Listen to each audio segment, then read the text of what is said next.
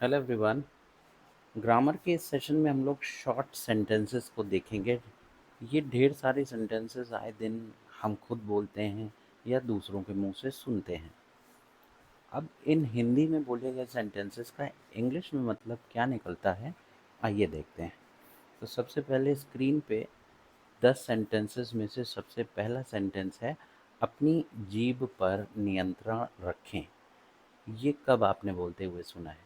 ये जैसे अगर कोई बहुत गलत ढंग से बात कर रहा है, जिसकी बातचीत बड़ी खराब है, तो आप उससे क्या कहते हैं?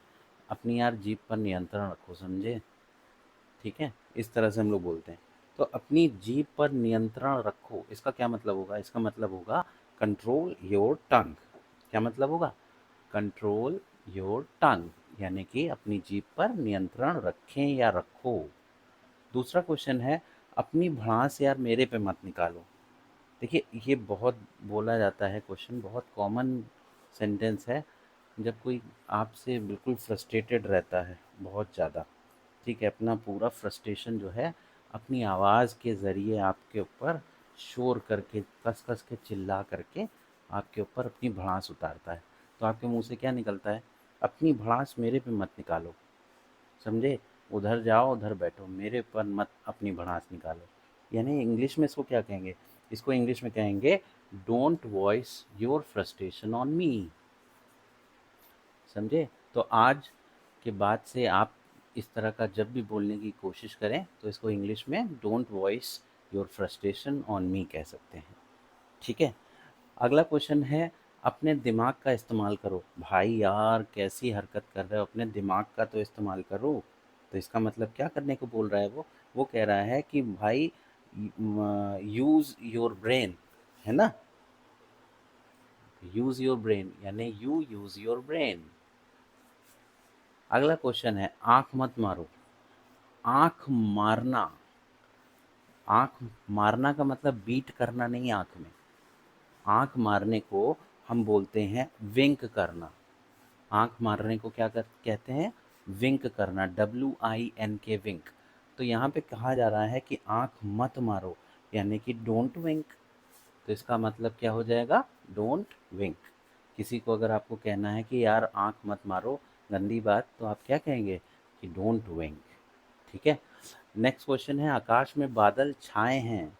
आकाश में बादल छाए हैं, इसका मतलब क्या है? आकाश मतलब स्काई जो है, उसमें बादल छाए हैं। बादल छाए की इंग्लिश जो होती है वो होती है ओवरकास्ट। क्या होती है? बादल छाए की इंग्लिश हो जाएगी ओवरकास्ट। तो अब से आप इसको क्या बोलेंगे? ओवरकास्टेड या ओवरकास्ट। एक सेकेंड रुकिए। बादल छाए हैं को इंग्लिश में कहते हैं ओवरकास्ट। ठीक है। तो आकाश में बादल छाए हैं, तो इसका एक इंग्लिश हो जाएगी, द स्काई इज ओवरकास्ट। देखते हैं। हाँ जी, एकदम सही निकला। नेक्स्ट क्वेश्चन है, आगे क्या? आगे क्या हम लोग कहते हैं ना, भैया इतनी बातें तो कर ली, अब बताओ आगे क्या? यहाँ तक तो आ गए, अब आगे क्या? आगे क्या का मतलब व्हाट नेक्स्ट। अब आप देखिए, कहीं अपने दोस्तों के साथ गए कुछ समोसा पार्टी करने, ठीक है। रोज़ वो लोग आपको खिलाते थे, आज आपका मन कर रहा है कि आज आप उन लोगों के पैसे पे करें। तो आपने खा लिए समोसे, उसके बाद आप उनसे क्या कह रहे हैं? कि यार भाई परेशान मत हो, आज पैसे मैं दूंगा, आज पैसे मैं दूंगा। इसका मतलब है आज आप पे करने वाले हैं। यही तो मतलब है, आप पैसे देंगे मतलब आज आप पे करने वाले हैं। तो पे करने वाले हैं, अभी किया नहीं है, करने वाले हैं ना। तो इसका मतलब हो गया भविष्य में आप पे करेंगे। तो आप लिख सकते हैं, आई विल पे टुडे। ठीक है, आई विल पे टुडे। आज मेरी तबीयत थोड़ी सी ख़राब लग रही है। देखिए, ये अक्सर हम लोग बोलते हैं जब भी कोई काम होता है, किसी को टालने का मन होता है, तब भी अक्सर लोग बोल देते हैं कि यार भाई आज मैं नहीं कर पाऊँगा, आज मेरी तबीयत थोड़ी सी ख़राब लग रही है।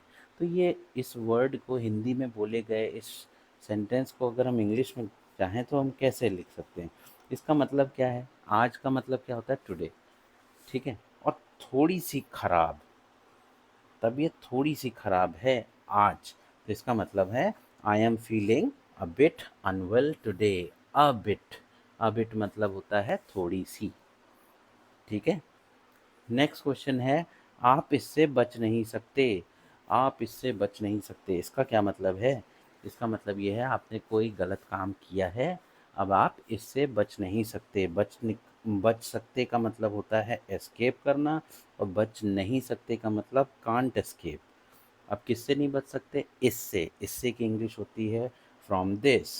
ठीक है। और कौन नहीं बच सकता? आप। आपको और तुमको दोनों को हम यू कहते हैं, तो टोटल इंग्लिश इसकी हो जाएगी you can not escape from this. ठीक है। नेक्स्ट क्वेश्चन है, आप उसके लिए जिम्मेदार हैं। आप उसके लिए जिम्मेदार हैं। जिम्मेदार का मतलब क्या होता है? रिस्पॉन्सिबल। किसी चीज़ की आपको रिस्पॉन्सिबिलिटी दी गई थी, अब आप ही की वजह से ये काम गड़बड़ हुआ है, तो कहा जाएगा कि आप ही उसके लिए ज़िम्मेदार हैं। You are responsible for that. ठीक है। तो इसी तरह के ढेर सारे सेंटेंस आपको रेगुलर वीडियो के माध्यम से मिलते रहेंगे। आई होप आपको ये छोटा सा वीडियो पसंद आया है। इसका यूज़ करिएगा, अपनी कॉपी पेन लेकर के इन छोटे छोटे सेंटेंसेस को नोट करना शुरू करिएगा। और नेक्स्ट इंग्लिश की इस वीडियो सेशन में इसी तरह के वीडियो सेशन में मैं कोशिश करूँगा आपके ढेर सारे डाउट्स को धीरे धीरे क्लियर करता रहूँ। Thank you so much. Have a great day ahead.